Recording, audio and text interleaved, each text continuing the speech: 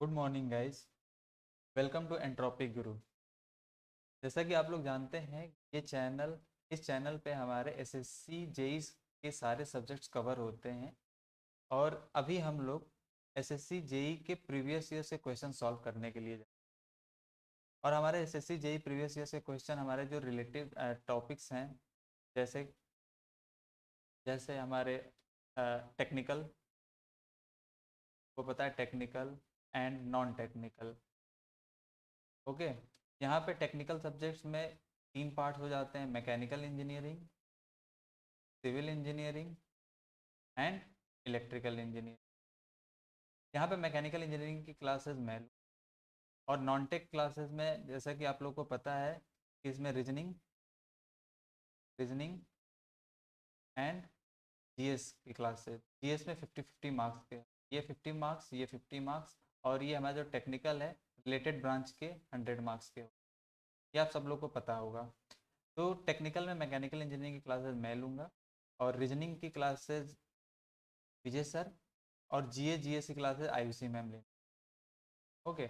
और इसमें हम लोग क्या करेंगे, हमारा ये प्लान है कि जितने भी हमारे प्रीवियस 5 ईयर्स के जो भी क्वेश्चंस हैं, उनको हम लोग क्या करेंगे, डिटेल सॉल्यूशन हम लोग उसका देखेंगे। और डिटेल सॉल्यूशन से कहने का मतलब ये है कि हम लोग उससे रिलेटेड टॉपिक्स को भी हम लोग क्या करते जाएंगे, कवर करते जाएंगे। ओके, जिससे कि हमारा क्या हो, हमारे सारे कॉन्सेप्ट्स क्लियर हो जाए उस सब्जेक्ट से रिलेटेड, उस टॉपिक से रिलेटेड, और जिससे कि हमको आगे आने वाले टाइम में क्वेश्चंस करते वक्त कोई भी प्रॉब्लम ना हो, मॉक टेस्ट देते वक्त या फिर हमको क्वेश्चन सॉल्व करते वक्त कोई भी प्रॉब्लम ना हो। अभी हमारा जो मेन, अभी हमने जो टेक्निकल में हमारा जो सब्जेक्ट मैंने लिया है, चूज़ किया हुआ है फ्लूइड मैकेनिक्स। इसमें हमारा ये प्लान है कि अभी हम लोग जैसे 2017 के प्रीवियस ईयर से जितने भी क्वेश्चंस होंगे उनको सॉल्व, 2017 के बाद से हमारा 2018 होगा, 2019 होगा। क्योंकि इससे पहले 2017 से पहले के जो क्वेश्चंस है वो बेसिकली ज़्यादा ओल्ड टाइप के हैं। अभी 2017 के बाद जो भी नए नए क्वेश्चंस आ रहे हैं, वो क्वेश्चंस काफ़ी अच्छे, काफ़ी काफ़ी कंसेप्चुअल्स हैं, जो कि काफ़ी इंपॉर्टेंट रोल प्ले करेंगे आगे आने वाले टाइम में। जो कि जैसे कि एसएससी जेई 2022 में जो पेपर होने वाला है, उसमें हमारे कुछ एक्सपेक्टेड क्वेश्चंस इसमें से ही, इनमें से मैंने चूज किए हुए हैं जो कि इम्पोर्टेंट है। ओके, तो चलिए स्टार्ट करते हैं हमारा क्वेश्चंस। सबसे पहले जो है हमारे ये आइडियल फ्लूइड, वो एन आइडियल फ्लूइड, ये इतना इंपॉर्टेंट क्वेश्चन। बेसिकली सब को ये लगेगा कि आइडियल फ्लूइड क्या होता है, नॉर्मल सा इस क्वेश्चन को क्यों उठाया गया है, क्योंकि इस क्वेश्चन के पीछे बहुत डिबेटेबल टॉपिक है आइडियल फ्लूइड। ऐसा क्यों? क्योंकि डिफरेंट डिफरेंट सोर्सेज में इसको डिफरेंट डिफरेंट तरीके से बताया गया है। इवन दो डिफरेंट आईआईटीज में को डिफरेंट डिफरेंट प्रोफेसर्स ने डिफरेंट डिफरेंट तरीके से अपनी बुक्स वगैरह में डिफाइन किया। जैसे सबसे पहले हम लोग ये देखते हैं कि क्या क्या तरीके हैं, किस किस तरीके से डिफाइन किया गया है आइडियल फ्लूइड। सबसे पहला जो डेफिनेशन आइडियल फ्लूइड का, ये डिफरेंट बुक्स में ये लिखा हुआ है, कुछ बुक्स में ये लिखा हुआ है कि आइडियल फ्लूइड्स वो फ्लूइड्स होते हैं जिनकी डायनामिक विस्कोसिटी क्या होती है,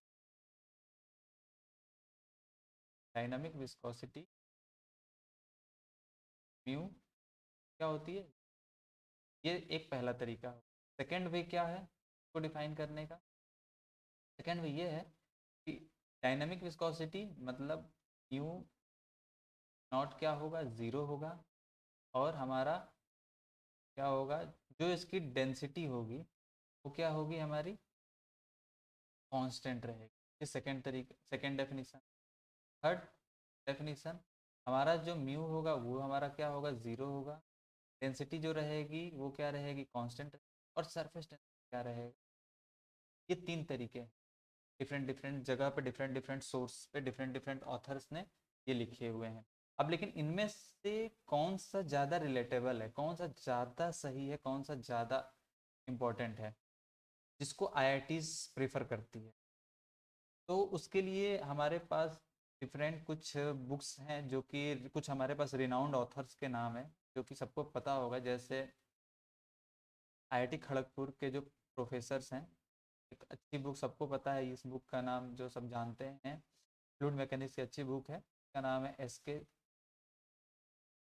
सोम एंड विश्वास, सोम एंड विश्वास। सोम एंड विश्वास। ये हमारे जो ऑथर हैं, लेट अभी कुछ दिनों पहले इनका डेथ हो चुका है, सोम, प्रोफेसर एस के सोम सर का, और ये विश्वास जी, इन लोगों ये आईआईटी खड़गपुर में मैकेनिकल इंजीनियरिंग के थर्मोडायनामिक्स डिपार्टमेंट के प्रोफेसर। तो इन्होंने सिंपल ये बोला है, इन्होंने अपने बुक में ये लिखा हुआ है कि जो हमारा आइडियल फ्लूइड होता है वो क्या होता है, इनविस्कस, इनविसिड होती है। कैसा होती है, इनविसिड होती है। कैसी होती है, इनविसिड का मतलब जिसकी डायनामिक विस्कोसिटी क्या है।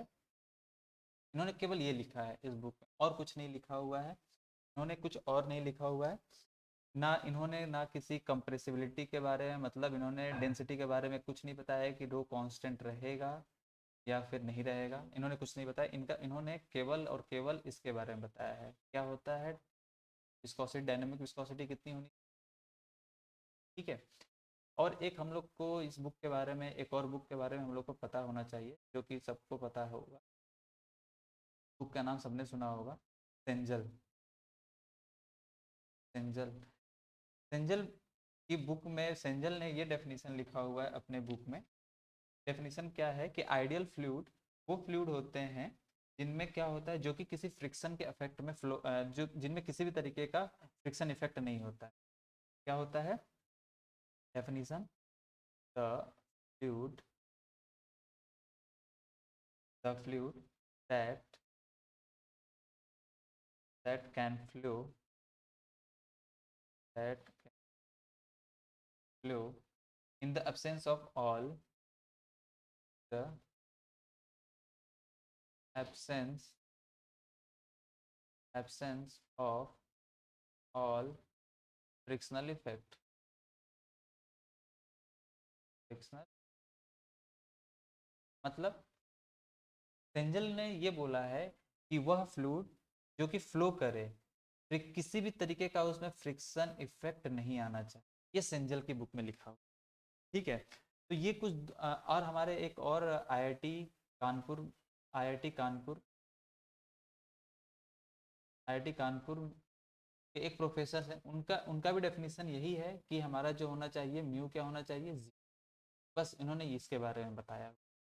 तो हम लोग ये देख रहे हैं कि जितने भी रिनाउंड प्रोफेसर है या फिर रिनाउंड बुक्स हैं, उनमें क्या लिखा हुआ है, केवल और केवल हमारा आइडियल फ्लूइड के बारे में क्या लिखा हुआ है कि केवल और केवल क्या होना चाहिए, डायनामिक विस्कोसिटी 0 होना चाहिए। उन्होंने कंप्रेसिबिलिटी के बारे में कुछ भी नहीं बताया है, डेंसिटी के बारे में कुछ भी नहीं बताया हुआ है कि वो कंप्रेसिबल होने चाहिए या फिर नहीं।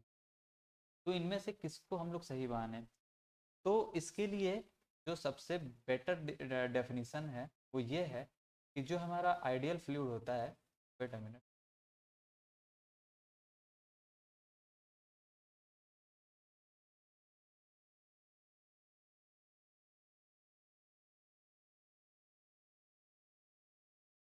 जो हमारा आइडियल फ्लूइड होता है, जो हमारा आइडियल फ्लूइड होता है,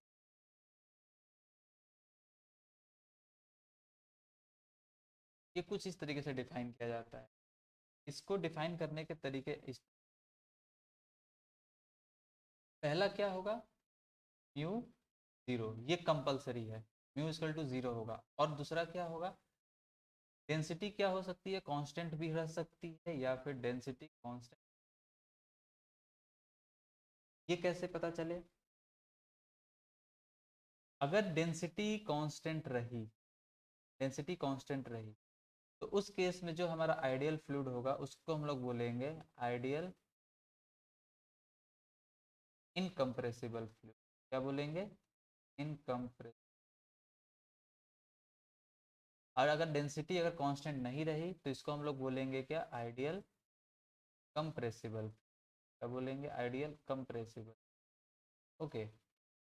और अब ये कैसे हम लोग पता करेंगे कौन सा इनकम्प्रेसिबल है और कौन सा कंप्रेसिबल है, इसके लिए हम लोग देखेंगे क्या, जो भी हमारे जो लिक्विड्स होते हैं, क्या होते हैं, जो भी हमारे लिक्विड होते हैं उनकी डेंसिटी क्या होती है, कांस्टेंट। क्या होती है, बेसिकली हम लोग क्या देखेंगे, जो भी हमारे लिक्विड होते हैं उनकी डेंसिटी क्या रहती है, कांस्टेंट। और जो भी हमारे गैसेज होते हैं, गैसेज जो होते हैं उनकी डेंसिटी क्या रहती है, कांस्टेंट नहीं रहती। ठीक है, मतलब कहने का मतलब है कि वो कंप्रेसिबल नहीं होते हैं, जो हमारे लिक्विड होते हैं वो हमारे कंप्रेसिबल नहीं होते हैं, और जो हमारे गैसेज होती हैं वो हमारी क्या होती है, कंप्रेसिबल होती है। ओके, तो अगर हमसे बोला जाए कि कैसे हम लोग डिफाइन किया जाए, तो हम लोग ऐसे डिफाइन करेंगे, जो हमारा होगा आइडियल इनकम्प्रेसिबल, आइडियल इनकम्प्रेसिबल को हम लोग बोलेंगे क्या, इसको हम लोग बोलेंगे आइडियल लिक्विड। क्या बोलेंगे, आइडियल, आइडियल इनकम्प्रेसिबल। और सेकंड जो होगा वो होगा हमारा आइडियल कंप्रेसिबल, कंप्रेस, तो हम लोग क्या बोलेंगे, आइडियल, आइडियल, क्योंकि हमको पता है कि फ्लूइड जो होते हैं वो लिक्विड और गैस दोनों होते हैं। ओके, तो हमारे पास हम लोग अगर देखें जो बहुत सारी बुक्स होती हैं उनमें लिखा रहता है आइडियल इनकम्प्रेस, आइडियल कंप्रेस, वो इसलिए लिखा रहता है क्योंकि हम लोग अभी तक जो भी बुक्स पढ़ रहे हैं, जितने भी हम लोग अगर फ्लूइड मैकेनिक्स पढ़ रहे हैं, वो बेसिकली हम लोग डील करते हैं लिक्विड से, हम लोग गैस से ज़्यादा डील नहीं करते। ठीक है, तो इसीलिए बहुत सारे ऑथर्स आइडियल फ्लूइड को आइडियल इनकम्प्रेसिबल फ्लूइड भी लिखते हैं, क्योंकि उन्होंने पहले से ही एज्यूम कर लिया है कि हम लोग बात किसकी कर रहे हैं, लिक्विड की कर रहे हैं, गैस की बात नहीं कर रहे। ओके, तो ये है हमारा पूरा concept, different different IITs, different different professors के अकॉर्डिंग। तो हमारे पास सबसे इम्पोर्टेंट, सबसे लॉजिकली कौन सा आंसर सही होगा हमारा, ये होगा कि जिसकी डायनामिक विस्कोसिटी क्या होनी चाहिए। फ्लूइड अगर पूछे, केवल फ्लूइड पूछे, डायनामिक जीरो होनी चाहिए, डायनामिक विस्कोसिटी जीरो होगी। और अगर हमसे कुछ मतलब लिक्विड अगर पूछता है कि आइडियल आइडियल इनकम लिक्विड के बारे में, उस केस में हम लोग रो को हम लोग क्या करते, कांस्टेंट करते। अगर गैस पूछता तो हम लोग रो को कांस्टेंट नहीं करते। अगर ये पूछ रहा है केवल और केवल आइडियल फ्लूइड के बारे में पूछ, तो हमको सेंजल के अकॉर्डिंग पता चल गया है कि फ्रिक्शन लेस होना चाहिए, और क्या होगा, ये इनकम्प्रेसिबल होगा। यहाँ पे दोनों केस हो सकते हैं, कंप्रेसिबल भी होता है और इनकम्प्रेसिबल होता है, क्योंकि क्या है, फ्लूइड को मेंशन, लिक्विड को और गैस को मेंशन, तो फ्लूइड क्या होंगे, दोनों होंगे, कंप्रेसिबल भी होगा और इनकम्प्रेसिबल। इनकम्प्रेसिबल के केस में क्या होगा, आइडियल लिक्विड होगा, और कंप्रेसिबल के केस में क्या हो जाएगा, आइडियल। आई थिंक अब जाकर के हमको समझ में आ गया कि क्या होगा हमारा ये आइडियल फ्लूइड, क्या होगा आइडियल फ्लूइड, क्या होगा, ये फ्रिक्शनलेस एंड इनकम्प्रेसिबल। ओके, ये प्रीवियस ईयर ईएससी का question, engineering service exam, UPSC engineering service, बहुत अच्छा। ठीक है, चलिए नेक्स्ट स्लाइड, नेक्स्ट क्वेश्चन देखते हैं। नेक्स्ट क्वेश्चन क्या बोल रहा है, if a pressure at any point in a liquid approaches the vapor pressure, okay, liquid start vaporizing and creates pockets or bubbles of dissolved gas and vapor, this phenomena is called, देखो अगर क्या हो कि किसी भी, suppose करो किसी एक पॉइंट है, अगर उसमें अगर जैसे हमारे पास ये सपोज कर लिया, उसमें अगर हमने पॉइंट पर अगर हमारा प्रेशर जो है एटमॉस्फेरिक प्रेशर से क्या हो जाता है, कम हो जाता है, हो जाता है एटमॉस्फेरिक प्रेशर कम हो जाता है, दैट मीन्स वो प्रेशर वेपर प्रेशर हो जाएगा, वेपर प्रेशर।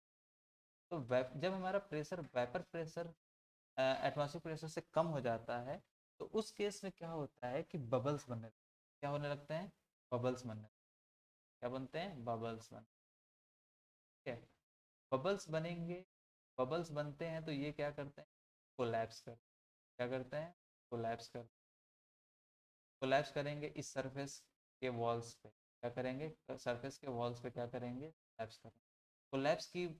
कोलैप्स की वजह से क्या होगा, यहाँ पे कैविटी बननी, क्या बननी स्टार्ट हो जाएगी, कैविटी,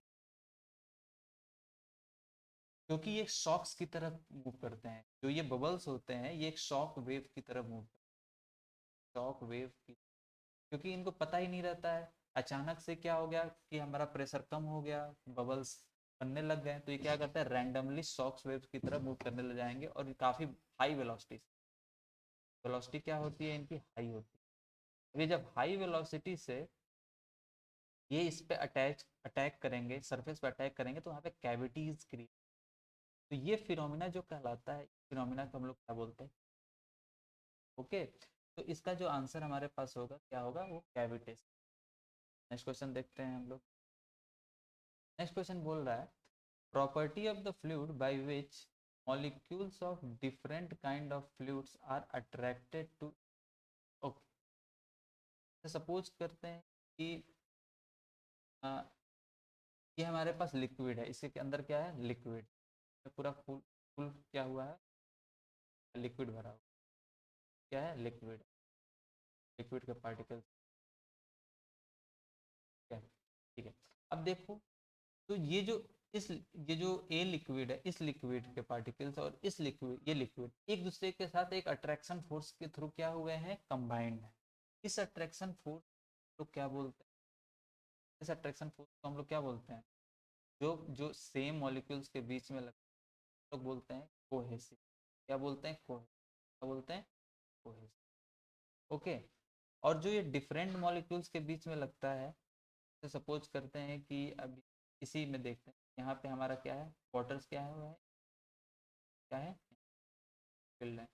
तो ये लिक्विड के पार्टिकल्स और इसके जस्ट लिक्विड के ऊपर क्या है, एयर, क्या है, एयर है, और यहाँ पे क्या है, लिक्विड। तो इनके बीच में भी क्या है, एक अट्रैक्शन फोर्स वर्क कर रहा है। इसको हम लोग क्या बोलते हैं, एडहेशन। क्या बोलते हैं, तो अगर सेम मॉलिक्यूल्स के बीच में अगर होता है अट्रैक्शन फोर्स किसी भी तरीके का, उसको हम लोग क्या बोलते हैं, कोहेशन।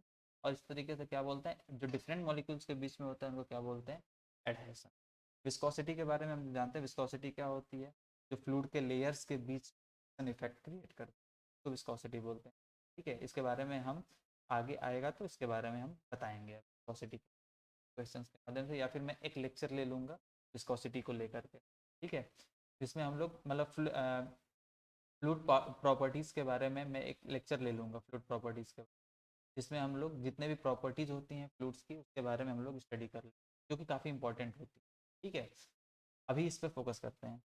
तो ये एडेशन, तो हमारे क्वेश्चन ये बोला bye which molecules of the different kinds की बात कर रहा है, तो इसका आंसर क्या होगा, एडेशन। ओके, ये गलत है, ये गलत है। आगे क्या बोल रहा है, there is if no resistance in the encounters by displacement no need. Okay, suppose करो, अभी जैसे हमने आइडियल फ्लूइड के बारे में बताया, आइडियल फ्लूइड के बारे में मैंने बताया कि क्या होता है कि इसमें किसी भी तरीके का फ्रिक्शन नहीं होता है, नहीं, फ्लूइड है। पहली बात क्या है, फ्लूइड है, फ्लूइड है तो क्या होगा, ये बहेगा, फ्लो करेगा, क्या करेगा, फ्लो करेगा, करेगा फ्लो। तो फ्लो करते टाइम पे अगर इसके अंदर किसी भी तरीके का रेजिस्टेंस क्रिएट हो, क्या हो रहा है, रेजिस्टेंस क्रिएट हो रहा है। रेजिस्टेंस का मतलब जो कि क्या कर रहा है, इसको फ्लो को रोक रहा है।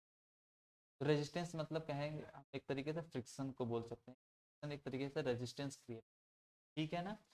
तो वो अगर फ्लो के बीच में आ रहा है, फ्लो को क्रिएट करता है, इसको हम लोग बोलते हैं जेट फ्लो। मतलब कहने का मतलब इसके अंदर क्या है, विस्कोस। ठीक है, लेकिन आइडियल फ्लूइड के केस में हम लोगों ने क्या पढ़ा था कि किसी भी तरीके का फ्रिक्शन नहीं होता, फ्लो में किसी भी तरीके का फ्रिक्शन नहीं। जब फ्रिक्शन नहीं होगा तो वो किस तरीके का फ्लूइड आता है, कहलाता है। तो क्वेश्चन में बोल दिया है नो रेजिस्टेंस, तो नो रेजिस्टेंस का मतलब हो गया कि फ्लूइड के बारे में, फ्लूइड में तो कुछ भी हो सकता है, वाटर, वाटर में भी कुछ भी हो सकता है, गैस में भी कुछ भी हो सकता है, कुछ भी हो सकता है। बट ये आइडियल फ्लूइड, आइडियल फ्लूइड एक डिफाइन किसके लिए है, आइडियल फ्लूइड में नो फ्रिक्शन, किसी भी तरीके का फ्रिक्शन होगा, और हमारी जो डेंसिटी, जो हमारा विस्कोसिटी होगी वो कैसी रहेगी, ज़ीरो। और यहाँ पे अगर फ्रिक्शन होता है तो उसमें विस्कोसिटी क्या रहती है, प्रेजेंट रहती है। और आइडियल फ्लूइड में क्या रहेगा, नो फ्रिक्शन है। अभी हमने जैसे पढ़ा था सोम सर ने और विश्वास सर की बुक में, और जो भी रिनाउंड ऑथर्स हैं उन्होंने यही बताया है। इस हम लोग उसको ही क्रेडिबल, जो भी हमारे क्रेडिबल ऑथर्स हैं उन्होंने इसके बारे में बताया, तो हम लोग इसको ही लेकर के चलेंगे कि हमारा जो आइडियल फ्लूइड में नो फ्रिक्शन और विस्कोसिटी ज़ीरो। ठीक है, नेक्स्ट क्वेश्चन देखते हैं। Falling drops of water becomes due to the property. होता क्या है, सपोज करते हैं कि बेसिकली होगा क्या कि जो भी हमारे वाटर्स फॉल करते हैं, क्या करते हैं, जो भी हमारे वाटर फॉल कर रहे हैं ऊपर से, वो क्या कर रहे हैं, क्या करेंगे, अपने एरिया को क्या करेंगे, छोटा करने की क्या करते हैं, अपने एरिया को सबसे कम सरफेस एरिया को क्या करते हैं, छोटा करने। सरफेस एरिया को छोटा करने का मतलब ये है कि वो अपनी डिग्री ऑफ टाइटनेस को क्या करते हैं, डिग्री ऑफ टाइटनेस को क्या करते हैं, अपने आप को टाइट रखने की, डिग्री ऑफ टाइटनेस को क्या करने की कोशिश, अपने आप को टाइट रखने की, वो क्या करते हैं, कुछ करते हैं। हमारे पास क्या है, वाटर है, तो ये वाटर्स के जो अंदर के मॉलिक्यूल ये क्या करेंगे, एक दूसरे के कोहेसिव साथ क्या करेंगे, एक दूसरे के साथ बॉन्डिंग, बॉन्डिंग हो एक दूसरे के साथ। लेकिन अगर जैसे हम सरफेस की बात करें, अगर सरफेस को देखा जाए तो सरफेस पे वो जो वाटर कुछ होगा ना, क्या? तो जो सरफेस के नीचे के पार्टिकल्स होंगे, तो ये सरफेस जैसे मैं यहाँ की बात करूँ, तो जो नीचे के पार्टिकल्स हैं क्या करेंगे, इस तरीके से नीचे की तरफ फ्लो कर, और सरफेस, तो इन वाटर्स के बीच में कैसा कोहेसिव फोर्स लगेगा, और वाटर और इसके ऊपर क्या है, एयर, तो वाटर और एयर के बीच में क्या लगा, एडहेशन। तो कोहेसिव फोर्स ज़्यादा रहेगा और एडहेसिव फोर्स क्या रहेगा, कम रहेगा। तो होगा क्या कि वाटर में कुछ इस तरीके का हमको देखने को कि इसको नीचे की तरफ ले जाना, तो होगा क्या कि जब ये नीचे वाटर सरफेस कुछ इस तरीके से देखने को, तरीके से कुछ इस तरीके से का मेनिस्कस बने, ठीक है, इसकी वजह से क्या होगा कि जो वाटर के पार्टिकल, जो सरफेस वाले पार्टिकल्स हैं, वो एक दूसरे को टाइट करने को क्या करेंगे, एक दूसरे को टाइट रखने, ठीक है ना। तो जो ये टाइटनेस वाली जो कंडीशन होती है, तो हम लोग क्या बोलते हैं, लोग इसको बोलते हैं सरफेस टेंशन। क्या बोलते हैं, सरफेस टेंशन। मतलब अगर सब सिंपल से एक बात बताएं तो जैसे हम लोग एक चादर ले लेते हैं, चादर को चारों तरफ से हम लोग क्या कर लें, बहुत टाइट टाइट पकड़ लें, तो उसके ऊपर क्या हो सकता है, उसके ऊपर क्या चारों तरफ से टेंसाइल, टेंसाइल क्या कर लें, जैसे हमारे पास ये चादर है, इसको यहाँ से भी पकड़ लें, यहाँ से भी पकड़ लें, यहाँ से पकड़ लें, यहाँ से पकड़ लें, और इसके ऊपर कुछ भी बैठा दे, तो वो क्या कर सकता है, इसके पास, इस चादर के पास क्या हो सकता है, एक एनर्जी आ जाएगी जिससे क्या कर सकता है कि वो एक लोड को बियर कर सकता है। तो हम लोग ने देखा होगा कि जो भी वाटर्स होती हैं, वाटर के सरफेस पर छोटे छोटे कीड़े तैरते हैं। वो कीड़े क्यों तैरते हैं, क्योंकि वाटर का जो सरफेस होता है वो काफ़ी ज़्यादा टाइट, डिग्री ऑफ टाइटनेस उसकी रहती है। टाइटनेस की वजह से क्या रहता है कि जो ये छोटे पार्टिकल्स हैं क्या करते हैं, इसके ऊपर आराम से बैठ जाते हैं टाइटनेस, ठीक है ना। तो फॉलिंग वाटर ड्रॉप्स क्या कहलाता है कि ये भी क्या हो रहा है कि अपने एरियाज को क्या कर रहा है, चाह रहा है, छोटा करना चाह, ठीक है, छोटा करना चाह रहा है, जिसकी वजह से क्या हो रहा है, स्फीयर बनेगा। सबसे छोटा जो सरफेस एरिया होता है वो स्फीयर, ये किसकी कंडीशन की वजह से होता है, ये कंडीशन केवल और केवल होता है सरफेस टेंशन की। एडिशन तो हमको पता है कि क्या होता है, एडिशन में हम लोग जानते हैं, ऐसे भी हम लोग ऑप्शंस को क्या कर सकते हैं, यहाँ से हटा सकते हैं। एडिशन में क्या होता है, केवल फोर्सेस लगते हैं डिफरेंट डिफरेंट मॉलिक्यूल्स के बीच में, सेम मॉलिक्यूल्स के बीच में कोहेसन होता है। विस्कोसिटी क्या होती है, जो कि फ्रिक्शन, जो फ्लो को क्या कर सकती है, रेजिस्ट करती है। तो हमारे पास बचा क्या, केवल और केवल सरफेस, सरफेस टेंशन। ये गलत हो जाए, ये गलत होगा, हमारा सही क्या होगा, सर। ओके, आई थिंक आप लोगों को समझ में आ रहा है। नेक्स्ट देखते हैं। नेक्स्ट ये बोल रहा है, a fluid whose shear stress is linearly proportional to the velocity gradient in the direction perpendicular to the plane of shear is called, ठीक है। अब ये बोल रहा है कि हमारा जो फ्लूइड है जिसमें का जो स्ट्रेस होता है वो क्या बोल रहा है, लीनियरली प्रोपोर्शनल वेलोसिटी ग्रेडियंट, ये होता है ड्यू बाई डी बाई का मतलब वेलोसिटी।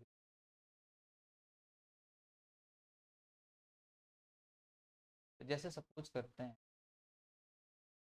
कि ये हमारा वाटर का पार्टिकल्स क्या हो रहे हैं, वाटर के पार्टिकल्स क्या हो रहे हैं, ठीक है। तो ये हमारा क्या है, वाटर का पार्टिकल, ये हमारा सॉलिड सरफेस, सॉलिड। अब ये वाटर का पार्टिकल्स यहाँ से आ रहा है, यहाँ से क्या हो रहा है, वाटर का सेम वेलोसिटी से, तो हम लोग बोलते हैं क्या, फ्री स्ट्रीम। क्या बोलते हैं यहाँ पे, फ्री। अब होगा यार है कि जब ये पहला वाला पार्टिकल जो है इस सरफेस, जब इस सॉलिड सरफेस से क्या हो रहा है, टच कर, सॉलिड सरफेस से टच करके जा रहा है, तो इस जो ये वाला लेयर है वाटर का, जो ये वाला लेयर जो कि सॉलिड सरफेस से टच करके जा रहा है, इसकी वेलोसिटी कितनी जो रहेगी? जीरो, क्योंकि इस सॉलिड सरफेस मतलब यहाँ पे इसकी जीरो नहीं रहेगी, मतलब सॉलिड सरफेस से थोड़ी सी बस ज़्यादा रहेगी, मतलब सॉलिड सरफेस की वेलोसिटी क्या रहेगी? जीरो। जो वाटर का पार्टिकल्स है वो क्या हो रहा है? इस सॉलिड सरफेस के साथ क्या हो रहा है? इसका रबिंग हो रही है, रबिंग एक्शन हो रहा है। तो हमको पता है कि सॉलिड सरफेस के साथ जो रबिंग एक्शन होती है वहाँ पे फ्रिक्शन काफ़ी ज़्यादा होता है। क्या होता है? फ्रिक्शन काफ़ी ज़्यादा होता है। तो यहाँ पे सबसे ज़्यादा फ्रिक्शन होगा। फ्रिक्शन सबसे ज़्यादा होने की वजह से इसकी वेलोसिटी क्या होती है? काफ़ी ज़्यादा जीरो होती है, मतलब काफ़ी लो होती है। जीरो तो नहीं होती है, काफ़ी लो होती है। इस कंडीशन को हम लोग क्या बोलते हैं? हम लोग इस कंडीशन को बोलते हैं नो स्लिप कंडीशन। क्या बोलते हैं? No slip. ओके, ये वाली। अब जैसे जैसे हम लोग ऊपर जाएंगे, अब वाटर के लेयर्स केवल मिलेंगे। क्या मिलेंगे? वाटर के लेयर। तो जैसे जैसे ऊपर की तरफ जाते जाते हमारी वेलोसिटी क्या होती जाती है? ठीक है, क्योंकि वाटर के लेयर होंगे, वाटर के लेयर यहाँ पे कुछ वेलोसिटी इंक्रीज करेगी, यहाँ पे कुछ अलग होगी इंक्रीज। ठीक है ना? तो क्या जैसे जैसे ऊपर जाते रहते हैं वेलोसिटी क्या होती है? इंक्रीज। तो हमको ये पता चल रहा है कि डिफरेंट डिफरेंट वेलोसिटी के लेयर, जैसे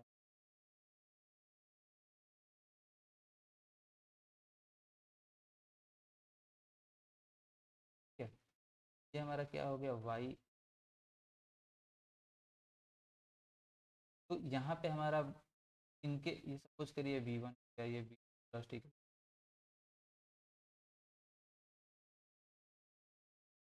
तो इनके बीच में एक वेलोसिटी का डिफरेंस होगा, इनके बीच में एक वेलोसिटी का डिफरेंस होगा, इनके बीच में वेलोसिटी का डिफरेंस, इनके बीच में। और ये सारे के सारे जो लेयर्स हैं वो क्या हो रहे हैं? एक दूसरे के पैरेलल मूव। तो पैरेलल मूव करने की वजह से इनके में क्या आ जाएगा? Shear stress. हमको पता है कि जो स्ट्रेसेज होती हैं नॉर्मल होती हैं और शियर होती हैं। तो जो नॉर्मल शियर स्ट्रेस होती हैं वो क्या होती है? परपेंडिकुलर डायरेक्शन में। बट यहाँ पे क्या हो रहे हैं? एक दूसरे के ऊपर फ्लो कर रहे हैं, जो लेयर्स क्या हो रही है? एक दूसरे के ऊपर फ्लो की वजह से क्या हो रहा है? यहाँ पर शेयरिंग हो रही है। सारे लेयर्स के बीच में क्या हो रही है? शेयरिंग। ठीक है, तो जो ये शेयरिंग है, और इनके बीच में एक क्या हो रहा है? एक इनके बीच में वेलोसिटी के का डिफरेंस, सपोज करो यहाँ पे 5 होगा, यहाँ पे तो इनके बीच में 2 का डिफरेंस, यहाँ पे 1 होगा, इनके बीच में 2 का डिफरेंस। तो हर इनके बीच में क्या हो रहा है? कुछ वेलोसिटी का डिफरेंस। सपोज कर ले कि इनके बीच में जो डिफरेंस डेल्टा यू है, कितना है? Delta U. Velocity difference, difference between layers कितना है? डेल्टा। या फिर, और हम लोग किसकी तरफ मूव कर रहे हैं? वाई की तरफ, वाई डायरेक्शन में। वाई जैसे जैसे हम लोग ऊपर की जा रहे हैं डी। ठीक है, तो जैसे जैसे हम ऊपर की तरफ जा रहे हैं वैसे वैसे वेलोसिटी में डिफरेंस कितना हो रहा है? डी वाई, डी यू पर। ओके, तो जो हमारा शियर स्ट्रेस वो डिफाइन किया जाता है D by D Y.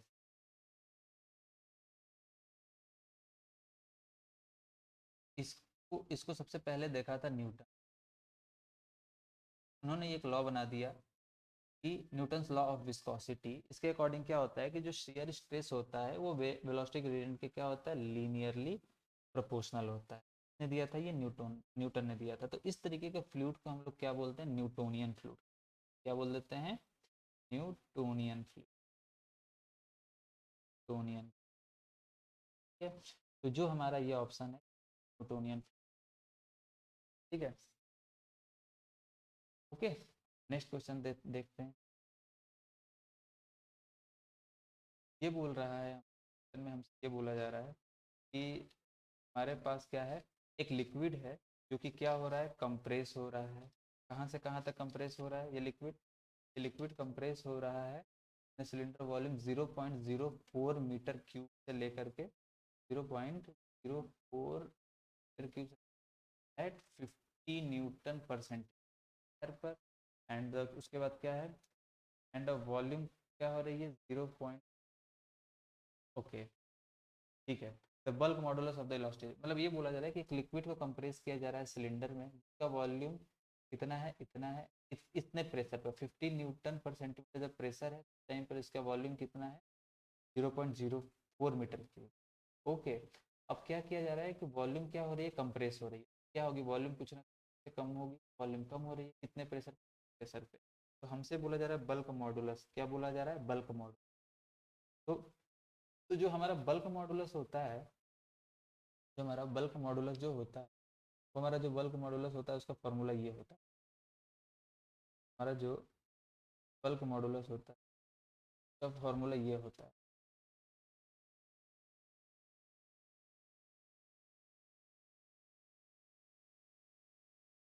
Bulk modulus को हम लोग रिप्रेजेंट करते हैं, इसका जो फॉर्मूला होता है वो होता है minus d P divided by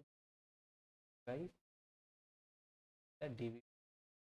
ठीक है, तो इसके में हम लोग क्या करेंगे, डी पी, अब डी पी का मतलब होता है चेंज इन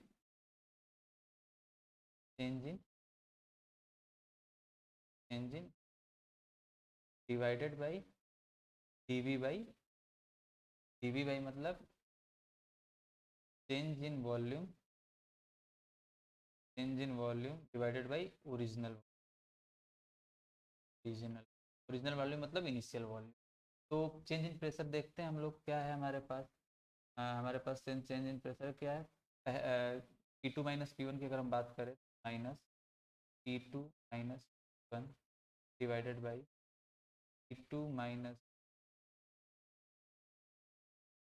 P2 नेगेटिव, हमारे P2 कितना 150 माइनस, ओके। नेक्स्ट लीजिए V2 हमारे पास कितना, हमारे पास 0.039, 0. माइनस हमारे पास V कितना हो गया 0। हमको यहाँ पे यूनिट चेंज करने की ज़रूरत नहीं है, क्योंकि ये dV/V है, इनके यूनिट्स क्या हो जाएंगे, कैंसिल आउट हो जाएंगे, और हमारा जो आंसर दिया हुआ है न्यूटन पर सेंटीमीटर स्क्वायर में ही दिया हुआ है। तो यहाँ पे हमारा न्यूटन पर सेंटीमीटर स्क्वायर रहेगा, कोई दिक्कत नहीं है। यहाँ पे अगर हम लोग मीटर क्यूब करेंगे ऊपर, इसके लिए नीचे भी क्या रहेगा, मीटर क्यूब कैंसिल हो जाएगा, क्या न्यूटन पर V1 हमारे पास कितना था, हमारे पॉइंट, हम लोग इसको सॉल्व कर लेंगे तो हमारा आंसर हमारे पास ऊपर आ जाएगा 100।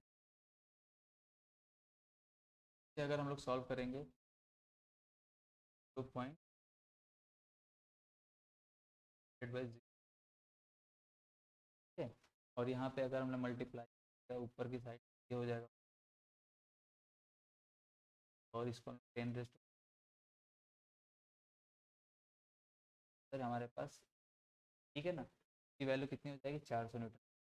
एक बार कैलकुलेट कर लीजिएगा आप लोग, हमारा बेसिक मतलब था ये, इसका फॉर्मूला ये हो, ये बहुत इंपॉर्टेंट है, इसको नोट जरूर कर, ठीक है। ये फॉर्मूला बल्क मॉडुलस, ये और ठीक है। उसी तरीके से एक और फार्मूला होता है जिसके बारे में हमको जानना जरूरी होता है, कंप्रेसिबिलिटी। कंप्रेसिबिलिटी का जो फॉर्मूला होता है वो होता है minus dV/V divided by D, मतलब जस्ट इसका अपोजिट, ठीक है ना। तब जो इसको हम लोग बीटा से रिप्रेजेंट करते हैं ये हो जाता है 1। जो यहाँ पे हमारा बल्क मॉडुलस आया है, जस्ट उसको अगर हम अपोजिट कर देंगे तो ये गाइस, ठीक है। अब हम लोग नेक्स्ट क्वेश्चन देखते हैं, सरफेस टेंशन। अभी हमने सरफेस टेंशन के बारे में जाना कि क्या होता है, सरफेस के ऊपर जो टेंशन क्रिएट है ना, तो act in a plane at the interface normal to the any line of the surface.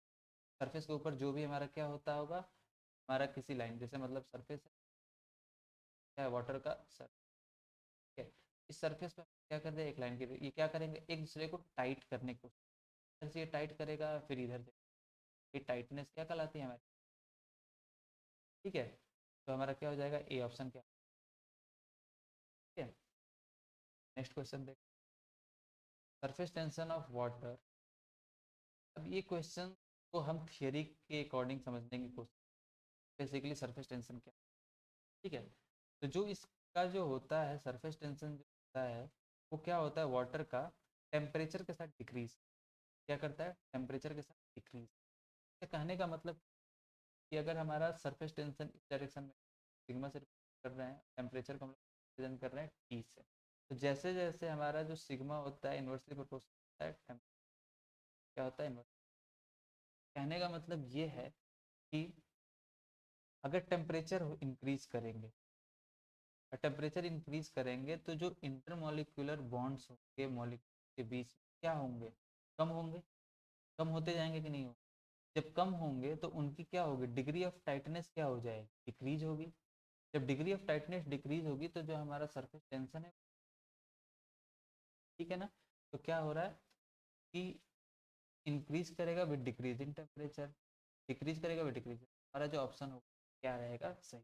या फिर अगर हम लोग क्या करें, टेम्परेचर को डिक्रीज करते जाए, हमारा क्या रहेगा, हमारा इंक्रीज, क्योंकि क्या होंगे एक दूसरे के इन्वर्स, ठीक है ना। What, next question, the viscosity of the gas decreases, क्या बोला हुआ question, the viscosity of a gas decrease with increase in temperature, decrease with increase in temperature, gas के बारे में केवल बात हो रही, ठीक है। Increase with increase in temperature is independent of the, dependent of temperature, उसके बाद क्या है, is independent of pressure for very high intense.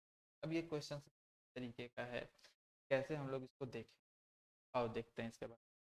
सबसे पहले ये जानते हैं कि अगर हमने क्या ले लिया, गैस ले लिया, क्या ले लिया हमने, सपोज कर लिया कि मैं गैस लेने का किया, एक टेम्परेचर को तो टेम्परेचर को इंक्रीज करने से क्या होगा कि टेम्परेचर को क्या कर दिया, टेम्परेचर, हमको ये भी पता है कि गैस में पहले से ही जो इंटरमोलिकुलर फोर्सेज होते हैं, जो गैसेज में मॉलिक्यूल फोर्सेज होते हैं पहले से ही क्या होते हैं, वो क्या होते हैं, समझ में आ गया, पहली बात तो ये हो गई, क्या होता है, क्योंकि इनके पार्टिकल्स क्या होते हैं, दूर दूर। अब हमने क्या किया कि अगर हम लोग टेम्परेचर क्या करेंगे, इंक्रीज करेंगे, टेम्परेचर को हमने क्या कर दिया, इंक्रीज करेंगे, तो टेम्परेचर सबसे पहले क्या करेगा, टेम्परेचर इंक्रीज करने से क्या करेगा कि मॉलिक्यूल्स के बीच में क्या करेगा, कोलिजन्स को, मॉलिक्यूल्स के बीच में क्या करेगा, कोलिजन्स को, क्या, जो गैस के मॉलिक्यूल्स हैं उनके बीच में क्या होगा, कोलिजन्स, क्योंकि टेम्परेचर इंक्रीज करने से क्या होगा कि मॉलिक्यूल्स के बीच में काइनेटिक एनर्जी आ जाएगी, काइनेटिक एनर्जी आ जाएगी, ठीक है ना। काइनेटिक एनर्जी आने से क्या होगा, उनकी वेलोसिटी बढ़ेगी, उनके बीच में क्या होगा, मॉलिक्यूल्स, ठीक है। अगर कोलिजन्स इंक्रीज होंगे तो क्या होगा, कोलिजन्स अगर बहुत ज़्यादा, सपोज पे ये इधर की तरफ मूव कर रहा था, इसको इधर की सेकेंड मॉलिक्यूल्स ने क्या किया, इसको कोलाइड कर लिया, थर्ड मॉलिक्यूल्स ने क्या किया, इसको कोलाइड कर लिया, फोर्थ मॉलिक्यूल्स ने क्या किया, इसको कोलाइड कर लिया। कोलिजन्स की वजह से क्या होगा कि मॉलिक्यूल्स क्या होंगे, गैस के आगे की तरफ प्रोपोगेट नहीं हो पाए, क्या होंगे, आगे की तरफ प्रोपोगेट नहीं हो पाए। अब इस आगे की तरफ प्रोपोगेशन से सिंपल सा क्या मतलब है, यहाँ पे फ्रिक्शन एक तरीके से क्रिएट हो रहा है, रजिस्टेंस क्रिएट हो रहा है, क्या हो रहा है, रजिस्टेंस क्रिएट कर रहा है। कोलिजन से क्या हुआ, टेम्परेचर इंक्रीज करोगे तो कोलिजन, कोलिजन इंक्रीज करने से क्या हुआ कि जो मॉलिक्यूल्स हैं वो आगे की तरफ, गैस के मॉलिक्यूल्स क्या हो रहे हैं, आगे की तरफ प्रोपोगेट नहीं हो पा रहे, प्रोपोगेट नहीं हो, क्या होगा, फ्रिक्शन जनरेट हो रहा है, फ्रिक्शन जनरेट होगा मतलब एक तरीके से रेजिस्टेंस क्रिएट हो रहा है इनके मॉलिक्यूल्स।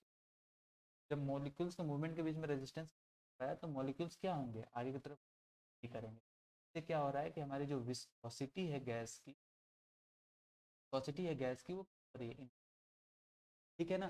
तो हमारा जो सेकंड ऑप्शन देखने को मिलता है कि increase with increase in temperature, ये हमारा क्या हो जाए, टेम्परेचर इंक्रीज, ठीक है ना।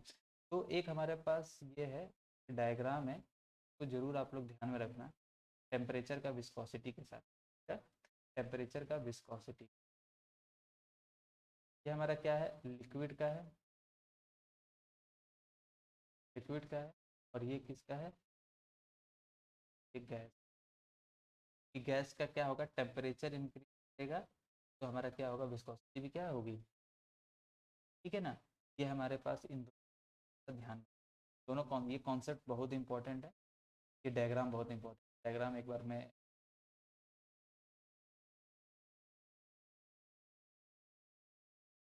ये हमारा किसका है, ये किसका है, लिक्विड।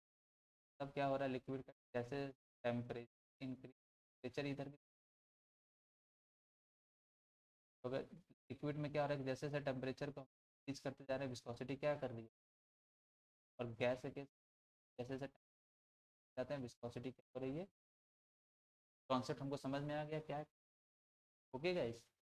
तो अगर हम, अगर अब हमारा नेक्स्ट क्वेश्चन, अभी तक हमको मुझे लगता है कि पीछे के सारे क्वेश्चंस आप लोगों को समझ में आ गए होंगे, तो प्रॉब्लम्स हो रही है तो एक बार आप लोग कमेंट में ज़रूर हमसे पूछिएगा कि कहाँ पे क्या प्रॉब्लम्स हो। और गाइज प्लीज़ वीडियो को लाइक और सब्सक्राइब जरूर करें, ठीक है, ताकि हम भी अच्छे से अच्छे कंटेंट ला करके आपको दे सकें। इससे हमको थोड़ा सा मोटिवेशन मिलेगा। हम ये चाह रहे हैं कि आपका इस बार सिलेक्शन हो जाए एसएससी जेई में, और मैं इस कोशिश को पूरी तरीके से आगे की तरफ ले जा रहा हूँ, क्योंकि मैंने वही वही क्वेश्चंस पकड़े हुए हैं जो कि काफ़ी ज़्यादा इंपॉर्टेंट, काफ़ी ज़्यादा बेसिक्स हैं और काफ़ी ज़्यादा क्लासिकल टाइप के क्वेश्चन, काफ़ी ज़्यादा कॉन्सेप्चुअल क्वेश्चन, और मैं हर पार्ट को समझाने की कोशिश कर रहा हूँ आप। तो एक बार आप ज़रूर वीडियो को पूरा देखिए, शेयर कीजिए अपने दोस्तों, अपने ग्रुप्स, जितने ज़्यादा से ज़्यादा हो सके, ताकि इससे हमको मोटिवेशन मिल सके और मैं ज़्यादा से ज़्यादा क्वेश्चन को और क्रिएट कर सकूँ। ओके, अब देखते हैं नेक्स्ट क्वेश्चन क्या है। A fluid in which resistance to deformation is independent of the shear stress. ठीक है, हमसे ये बोल रहा है ऐसा फ्लूइड जो कि क्या होता है, शेयर स्ट्रेस से इंडिपेंडेंट होता है। ठीक है ना, तो इसके लिए हमको बस ये हमको ये बताना चाहिए कि शेयर स्ट्रेस से इंडिपेंडेंट किसका होगा, न्यूटोनियन फ्लूइड। क्या होगा, न्यूटोनियन। क्यों, क्योंकि न्यूटोनियन फ्लूइड में हमको पता है क्या होता है, म्यू की वैल्यू क्या होती है, तो ये पता है ना। तो हमने न्यूटन्स लॉ ऑफ विस्कोसिटी में हमने क्या पढ़ा था कि जो शेयर स्ट्रेस होता है वो किसके डायरेक्टली प्रोपोर्शनल होता है, डी बाई, ये हमने पढ़ा था। जब ये प्रोपोर्शनैलिटी जब यहाँ से हटेगी तो एक कांस्टेंट आता है, क्या बोलते हैं, समझ में आया। अब न्यूटोनियन फ्लूइड के केस में मैंने क्या बताया था कि विस्कोसिटी, जब विस्कोसिटी जीरो होगी और D U by D Y के साथ मल्टीप्लाई होगा तो विस्कोसिटी कितनी हो जाएगी, टाउ की, टाउ कितना हो जाएगा, जीरो हो जाएगा। यही तो पूछ रहा है, क्या है, इंडिपेंडेंट ऑफ द शेयर। जब टाउ की वैल्यू जीरो हो गई इसका मतलब कि शेयर स्ट्रेस से क्या हो गया, ये फ्लूइड इंडिपेंडेंट हो गया। ये किस में केस में आता है, केवल और केवल Newtonian. Okay guys, next, okay guys, ठीक है, अब तक ये हमारा क्वेश्चन था। मुझे ये लगा कि मुझे मुझे जहाँ तक ये उम्मीद है कि आपको ये क्वेश्चन समझ में आ गए होंगे। अगर आपको कोई प्रॉब्लम्स होती है तो आप हमको सजेशंस में पूछेंगे, क्वेश्चंस आप पूछिएगा, क्वेश्चंस और कमेंट्स में मैं जवाब दूंगा खुद पर्सनली। अगर और कोई वीडियोस बनाने की कि आपकी कोई इच्छा हो तो आप ये भी बता दीजिएगा। हम यहाँ पे क्या करेंगे, नए नए कंटेंट, नए नए वीडियोस और अच्छे से क्रिएट करेंगे। ओके, प्लीज़ आप लाइक शेयर और सब्सक्राइब कीजिए, ताकि हमको अच्छे से अच्छे कंटेंट बनाने को थोड़ा मोटिवेशन मिले। Okay guys, thank you for watching my video.